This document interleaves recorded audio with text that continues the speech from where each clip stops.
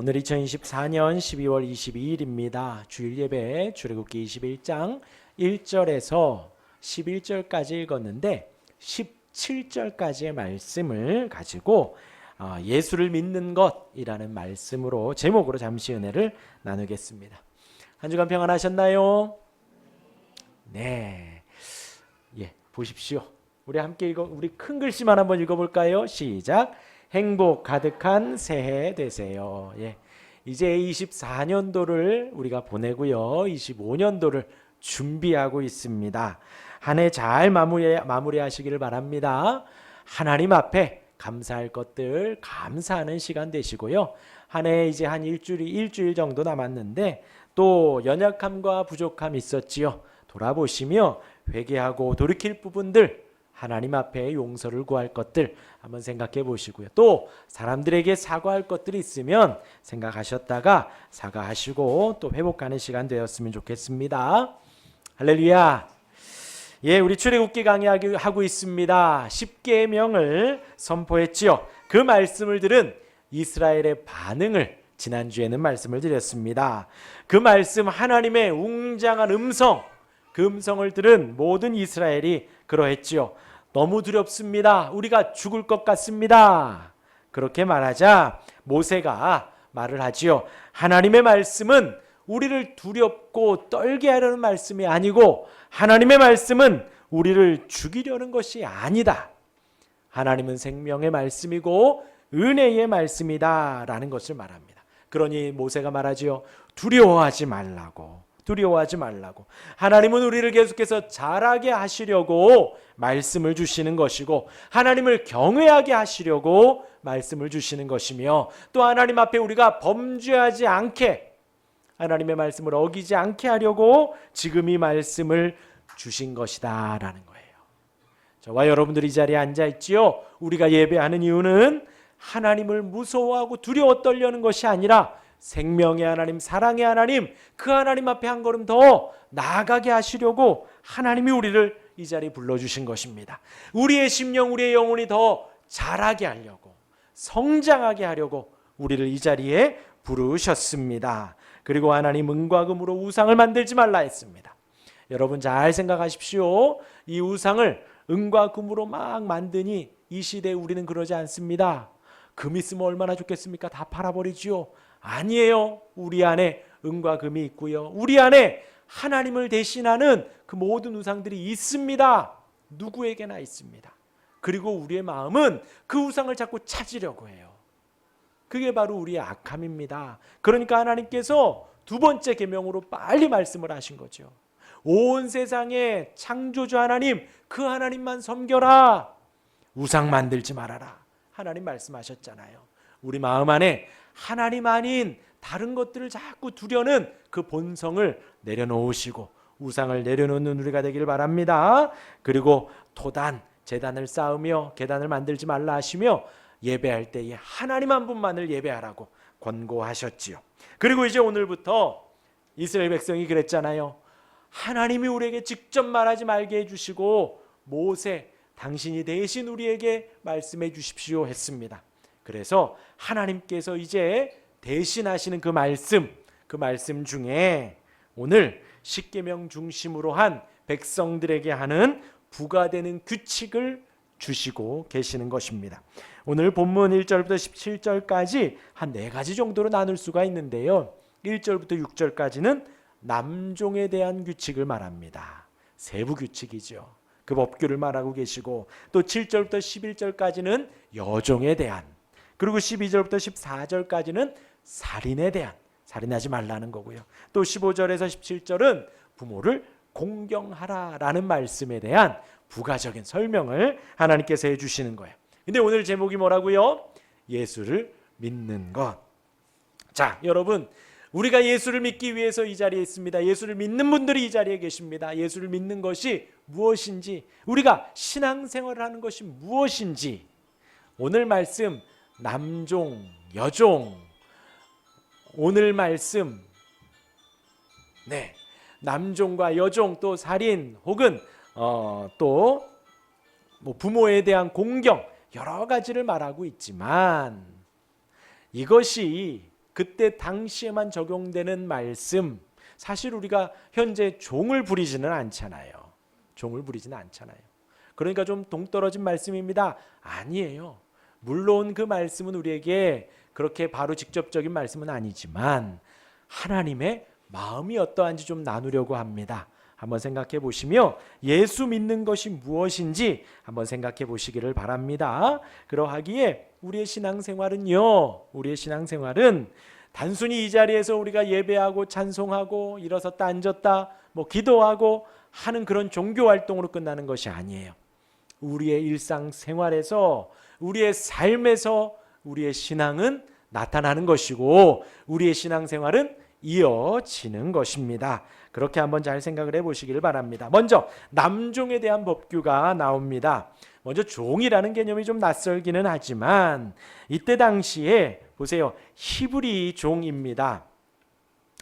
내가 히브리 종을 사면 곧 지금 이스라엘 백성들 있지요. 그 안에서 서로 주종 관계가 좀 생긴다라는 거예요. 사실 우리는 인정하고 싶지 않은 거죠. 하나님의 택한 이스라엘 백성들이잖아요. 하나님께서 그들 전부를 70여 명이 요셉을 따라 들어갔다가 이제 어른만 60만 명이 되어서 나오는데 그 이스라엘 백성 전체가 하나님이 귀히 여기시는 하나님께서 독수리 날개로 새끼를 업어서 인도하는 것처럼 그렇게 세밀하게 인도하시는데 그 안에 주종 관계가 생긴다는 거예요. 히브리종이라는 거죠. 그런데 사실 우리가 이해가 가지는 않지만 여러분 생각해 보십시오. 사실 살아가다가 보면은 똑같이 사업을 시작했지만 누구는 잘 되고 누구는 잘 안 되는 경우가 있습니다. 그것이 누구는 똑같은 음식을 먹지만 누구는 건강하고 누구는 좀 아픈 경우가 생기기도 하는 것이지요. 그것이요, 이 땅에 죄가 들어왔기 때문에 그러하다는 거예요. 아담과 하와에게 하신 저주가 그거지요. 아담과 하와는 에덴 동산에서 일을 하며 살았습니다. 경작하고 동물들을 돌보며 살았어요. 너무나도 큰 축복이었습니다. 그런데 그의 죄로 말미암아 저주가 들어와 죽음이 들어와 어떤 일이 생기냐? 경작을 하지만 가시나무 떨기가 올라오는 거예요. 일을 하지만 소득이 없을 수도 있더라는 것이죠. 그렇게 하나님은 우리를 잘 되게도 하시고 안 되게도 하시고 덥게도 하시고 춥게도 하시고 우리로 하여금 건강하게 하시기도 하고 아프게도 하시면서 하나님을 경외하도록 인도하시는데 그렇게 죄로 말미암아 들어와 하나님의 택한 백성이지만 그 60만 명 가운데에서 일이 잘 되기도 하고 안 되기도 하여서 그 빈부격차가 생긴다는 것입니다.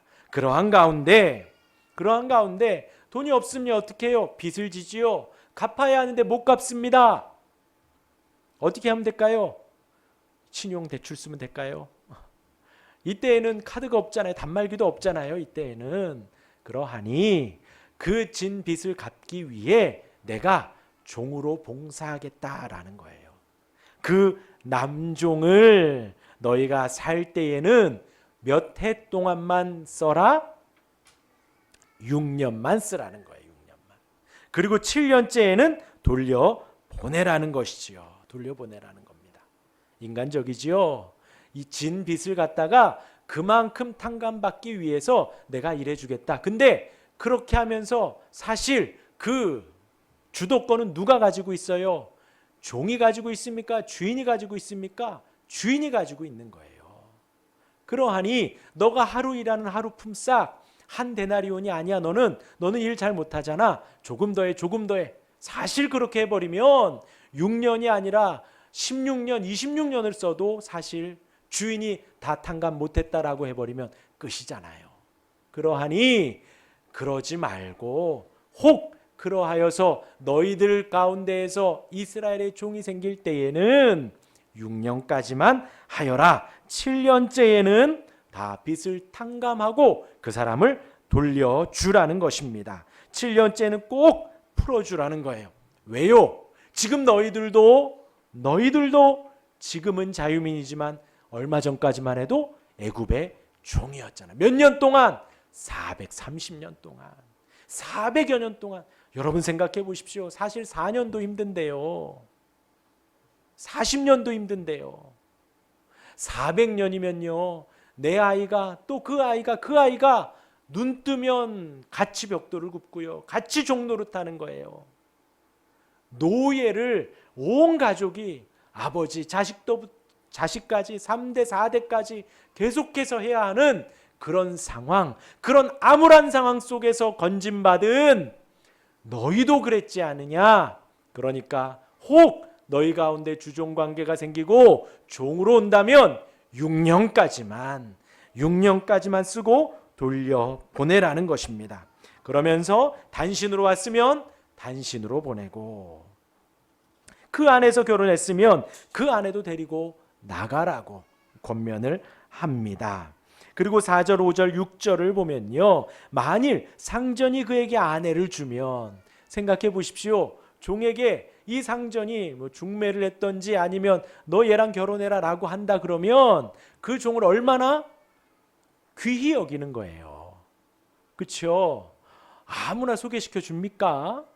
뭐 이때라고 달랐겠어요? 똑같겠죠. 얼마나 이 종이 믿음직스러우면 자기가 아는 사람, 얼마나 신실하고 잘 봤으면 아는 사람 소개시켜 주겠어요. 소개시켜 주고 결혼을 합니다. 그런데 이 사람이 나가겠다고 해요. 그러면 소개시켜 준 사람이나 자식은 놔두라는 거예요. 왜요? 소개시켜 주었으니, 가정이 이뤘으니 이 사람이 도망갈 수도 있고 주인을 피해서 딴 데로 갈 수도 있잖아요. 그러니까 그럴 경우에는 남자만 나가라 라는 것이지요. 그리고서는 이제 5절에 또 말합니다. 종이 분명히 말하기를 내가 상전과 내 처자를 사랑하니 나가서 자유인이 되지 않겠노라. 주인이 지금 너 여기서 평생 일해라가 아닙니다. 이 종이 있어 보니 주인과 관계도 좋고 내가 나가서 자유민으로 사는 것보다는 여기가 훨씬 낫겠다. 주인과 관계도 괜찮고 처자식과 살아가는데도 아무 지장이 없다. 요즘 말로 하면 뭐가 될까요? 나 정규직으로 일하고 싶습니다.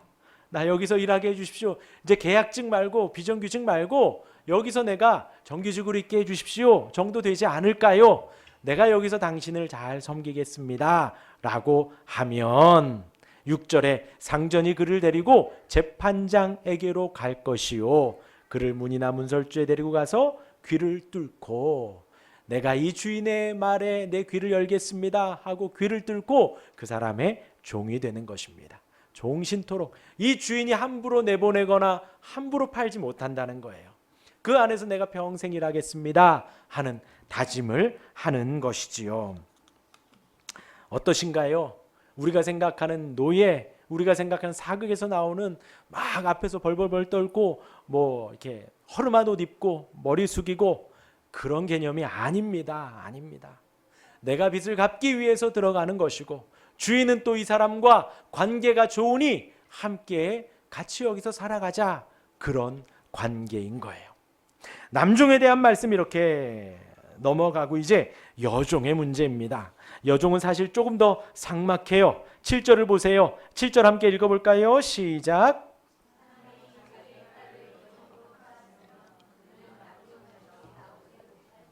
네. 누구를 팔았다는 거예요? 딸을. 근데 이제 이 상황에서 딸을 팔 정도면 이 집은요 정말 가난한 거예요. 그래서 이제 혹 그 부모가 딸을 팔았다라고 하면 주변 모든 사람이 다 알아야 되는, 안다기보다도 주변 모든 사람들이 다 인정하는 거예요. 뭐라고요? 정말 가난하구나. 이 집은 진짜 가난하구나 라고 할 정도 되어야 팔 수 있다는 거예요. 그냥 뭐 조금 빚져서 팔고 조금 빚져서 딸을 보내는 게 아니라 진짜 힘들어서 어쩔 수 없는 상황에서 딸을 보내는 것이고, 그 딸을 보낼 때에도 이때 당시에는 딸이 동의했을 때, 엄마 아빠 상황이 이러하니 내가 갈게요 라고 동의했을 때에만 갈 수가 있는 것입니다. 그런데 남종과는 상황이 달라요. 남종은 가서 일을 하는 상황인 것이고요. 이 여종은 그렇게 여종을 팔았을 때는 어떻게 가냐? 그 주인의 부인이 될 때 가는 겁니다. 그렇게 파는 거예요. 그렇기 때문에 이제 8절, 9절, 10절에 만일이라고 나오지요. 우리 8절에 먼저 보면요. 만일 상전이 그를 기뻐하지 아니하여 상관하지 아니하면 그를 속량하게 할 것이나 상전이 그 여자를 속인 것이 되었으니 외국인에게는 팔지 못할 것이요. 딱 보니 그 빚을 진 사람과 이 사람이 서로 이야기해서 그래 정말 못 갚겠구나. 그러면 내가 그 딸을 내 부인으로 데려올게 라고 하며 그 빚을 탕감하는 겁니다. 그리고 이 사람은 딸과 충분히 이야기해서 그래 너가 저 집에 부인으로 들어가는 거야. 동의를 하고 이 딸을 보내는 거예요. 그런데 만일 갔는데 이 상전이 나 얘랑 결혼하고 싶지 않아 라고 할 때에는 외국인에게 팔지 말라는 거예요. 왜요? 이 사람은 지금 빚을 다 탕감을 해줬잖아요. 근데 데리고 왔는데 부인하고 싶지 않아. 그러면 이 사람이 자기 이득을 위해서 딴 곳에 팔 수도 있잖아요. 그러지 말라는 것입니다. 절대 그러지 말아라. 그리고 또 두 번째 만일이에요. 9절. 만일 그를 아들에게 주기로 하였으면 그를 딸같이 대우할 것이요. 이해가 되시죠? 이제 내 며느리 삼아야겠다 하고 데리고 왔으면 종처럼 부리지 말고 딸같이 대우하라는 것입니다. 그리고 세 번째 만일입니다. 10절에 만일 상전이 여자에게 장가들지라도 상전이 다른 여자에게 장가들지라도 이 여자의 음식과 의복과 동침하는 것은 끊지 말 것이요. 하나님은요 일부 일처만 말합니다.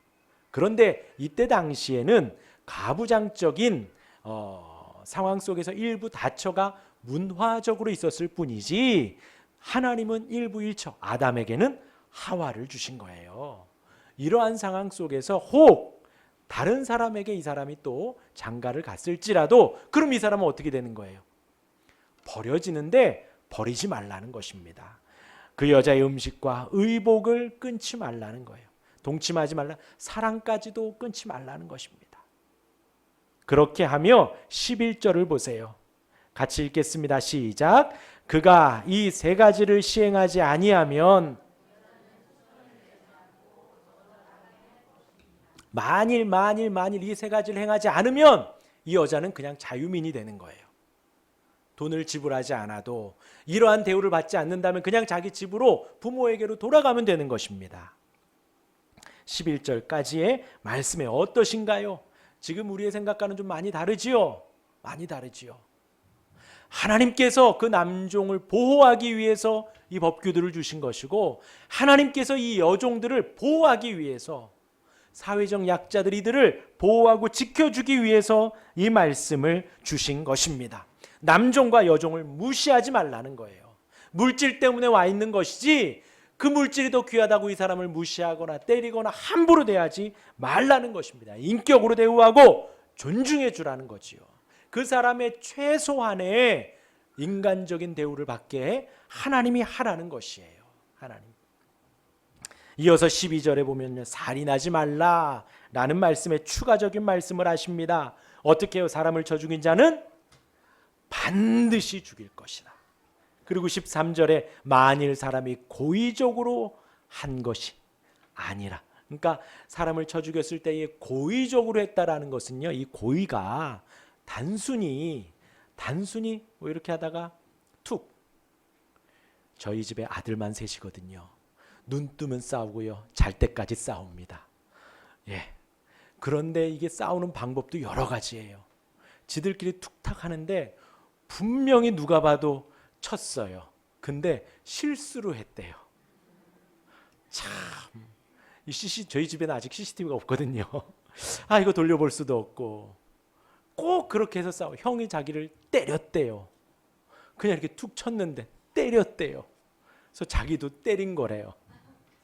참네.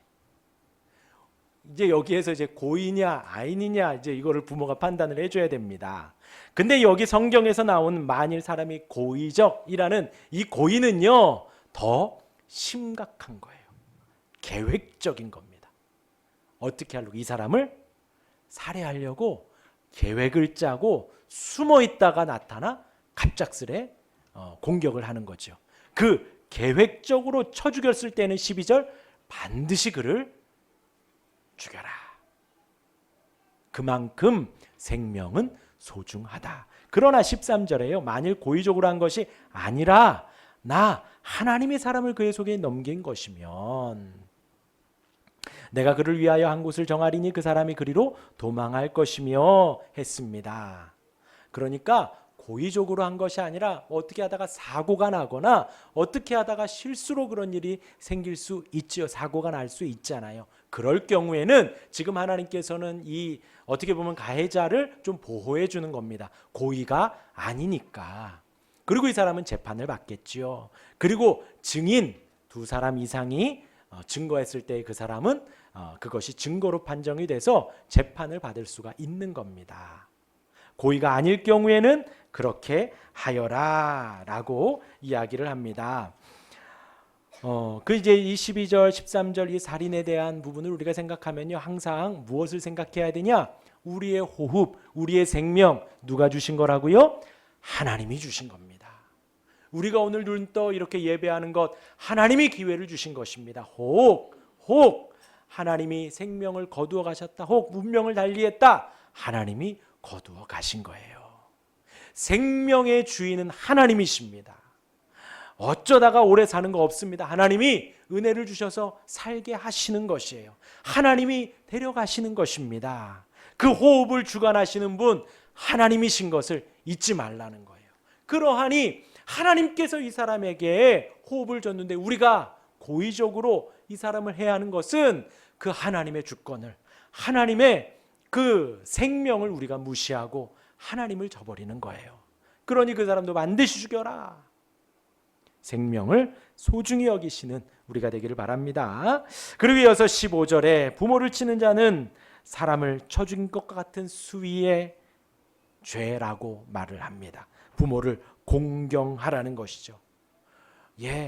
함부로 하지 말라는 거예요. 정말 큰 잘못이라는 것입니다. 17절에도 부모를 저주하는 자도 마찬가지다라는 거예요. 저주라. 막 깎아내리고 부모를 욕하고 막 그러지 말라는 거지요. 그러지 말라는 거지요. 그리고 16절에 사람을 납치하고 판매를 한다면 그것도 큰 잘못이다라는 것입니다. 하나님은 생명을 매우 귀히 여기십니다. 그리고 하나님은 우리 안에 있는 이 가족 관계, 부모와 자식 그것을 하나님이 허락하셨다라는 것이지요. 그 관계도 귀히 여기시라는 것이에요. 오늘 말씀 11절에서 17절까지 정리를 하면요, 하나님은 지금 남종과 여종에 대한 말씀을 하고 계셔요. 근데 지금요, 여러분 보세요. 10계명이 끝났습니다. 그리고 너희들 우상 만들지 말아라. 이것은 하나님이 너희를 살리려는 말씀이다. 그렇게 말씀을 하시고 부가적인 설명을 하는데 제일 먼저 뭘 넣었다라는 거예요? 남종과 여종에 대한, 하나님이 지금 관심을 갖고 하나님이 지금 지키고 싶은 사람은 누구냐? 사회적 약자들과 힘든 사람들과 어려운 사람들이라는 거죠. 제일 먼저 하나님이 이스라엘 백성들 하나님의 나라로 만들며 하나님의 백성들로 만들면서 너희 안에 있는 그 종이 되는 그 사람들 절대 지켜주어야 한다. 물질 때문에 그 사람들을 무시하거나 그 사람들을 홀대하거나 그러지 말라는 거예요. 그것이 하나님의 마음이에요. 심지어 노예를 향해 형제라고도 표현을 했고요. 안식일에 그들도 함께 쉴 수 있었습니다. 또 외국인 이방인 노예가 들어와서 할례를 받았을 경우에 이스라엘과 함께 공동체의 일원이 되어 유월절 절기를 함께 지키기도 했다는 것이지요. 인권이 중요하다는 거예요. 절대 잊지 말라는 거예요. 너희들도 지금 그 인권이 무시당하는 그 가운데에서 400년 살다가 왔지 않느냐. 서로 간에 존중해주고 존귀히 여기고 그렇게 살으라는 것이지요. 더 나아가서 여기에서 신명기 말씀을 좀 덧붙이면요, 신명기 15장 12절 15절에 주인이 6년이 지나서 내보낼 때에는 그냥 내보내면 어떻게 하겠어요? 이 사람이 평생 산 게 거긴데 그냥 나가면 또 악순환이 계속될 거 아니에요. 내보낼 때에는 살 수 있을 정도로 후히 주어서 내보내라는 거예요. 왜요? 애굽의 종이었으니까. 잊지 말라는 것입니다. 그렇게 해야 그 사람도 6년 동안에 노예 종살이하고 나갔을 때 다시 또 새 삶을 살 수 있을 거 아니에요. 그러지 않으면 악순환이 계속될 거 아닙니까? 그러지 말라는 것입니다. 하나님의 시선은, 하나님의 관심은 이 남종과 여종 가장 낮은 자에게 있었다라는 거예요. 하나님은 남을 괴롭히고 살인하는 거, 남을 괴롭히는 거에 매우 민감하게 지금 반응하고 계시고 부모를 공경하는 일을 지금 강조하고 계시는 거예요. 지금 이들은 광야에 있지요. 하나님께서 이들에게 이렇게 말씀하십니다. 그리고 이 말씀은요, 저와 여러분들에게도 지금 하시는 말씀이에요. 우리는 광야에 있지는 않지만, 지금 이곳에서 우리가 편히 예배를 하고 있지만 우리 마음 안에 무엇을 생각을 해야 할까요? 저와 여러분들이 예수 믿는다 하여 이 자리에 있습니다. 우리가 신앙생활하고 하나님을 경외하고 섬긴다 하여 이 자리에 있습니다. 우리의 관심사는 그럼 어디에 있어야겠습니까? 하나님조차도 십계명이 지난 그 다음 부가적인 설명에 얘들아 너희들 남종과 여종을 잘 보호하여라. 절대로 물질 때문에 무시하거나 그들을 홀대하지 말아라. 그렇다면 우리는 우리의 관심사는 어디에 있어야 될까요? 무엇이 하나님의 뜻대로 사는 것이겠습니까? 제가 여러분들에게 매주 강조합니다. 저 이제 당분간 이야기 안 하려고요. 수요예배 금요예배 오라고 말 안 하려고요. 이제 제가 제가 이런 말 안 하지만 하나님이 제게 주신 마음은 여러분들이 각자의 자리에서 수요예배 금요일 기도회를 하고 있겠구나 하는 믿음을 한번 가져볼까 합니다. 우리가 예수 믿으며 기도하고 말씀 보고 수요일에도 오셔서 예배하라고 말씀을 드렸지요. 그것이 우리의 경건의 아주 작은 연습입니다. 그리고 각자의 자리에서 여러분들 말씀 보지요. 기도하지요. 우리가 신앙생활로 신앙인으로 살아가기 위해서, 성도로 살아가기 위해서 또 성경 공부도 합니다. 정말 예전 여기 그만하고 싶었을 텐데 지금 거의 1년 반 했어요. 1년 반. 매주 토요일 아침에 같이 눈곱대고 만나가지고. 그런데 그것을 우리는 신앙생활이라고 합니다. 그리고 하나님은 우리에게 이 세상을 살아가며 약자들에게 관심을 가지라는 거예요. 힘겨워하는 이들에게, 도움이 필요한 이들에게 우리가 도움을 좀 주라는 것이지요. 그것이 하나님의 백성으로 사는 거라는 겁니다. 그것이 애굽의 종되어서 구원받은 백성들인 너희들 안에 그렇게 지켜가며 살아가는 거예요. 세상은 그렇게 말하지 않지요. 세상은 위를 보고 살으랍니다. 성공해야 되고요. 위를 향해 그들을 닮으라고 말을 합니다. 그러나 하나님은 남종과 여종에게 관심을 갖고 그들을 돌보고 그들을 잘 이끌어주고 그들이 살 수 있도록 돕는 것이 하나님의 뜻이라고, 하나님이 지금 관심을 갖고 있는 거라는 거예요. 살인하지 말라는 어떻게 적용이 될까요? 다른 사람을 아프게 하고 힘들게 하고 괴롭게 하고 상처 내는 일에서 돌이켜 그 사람을 보듬어주고 치유해주고 함께해주고 위로해주는 일에 관심을 가지시기를 바랍니다. 다른 사람의 몸과 마음을 치유하고 낫게 해주는 일, 그것이 예수 믿는 거예요. 그것이 성도의 삶인 것입니다. 우리가 이곳에 와서 주님 내 죄를 용서해 주셔서 감사합니다 하는 마음의 평안을 얻고 돌아가지요. 그 다음에 무엇을 해야 될까요? 이렇게 좀 돌보아야 합니다. 그 다음에 무엇을 해야 될까요? 우리의 말씀을 가르치는 일들도 해야 합니다. 그 다음에 무엇을 해야 될까요? 예수를 믿는 일은 우리가 이 세상에서 그 하나님을 신앙하며 의지하며 하나님의 마음을 닮아가 우리도 하나님의 뜻을 이 땅에 이루어가는 것이 우리가 예수를 믿는 것입니다. 그 은혜를 사모하며 그렇게 살아가는 우리 모두가 되기를 주님의 이름으로 축원합니다. 아멘.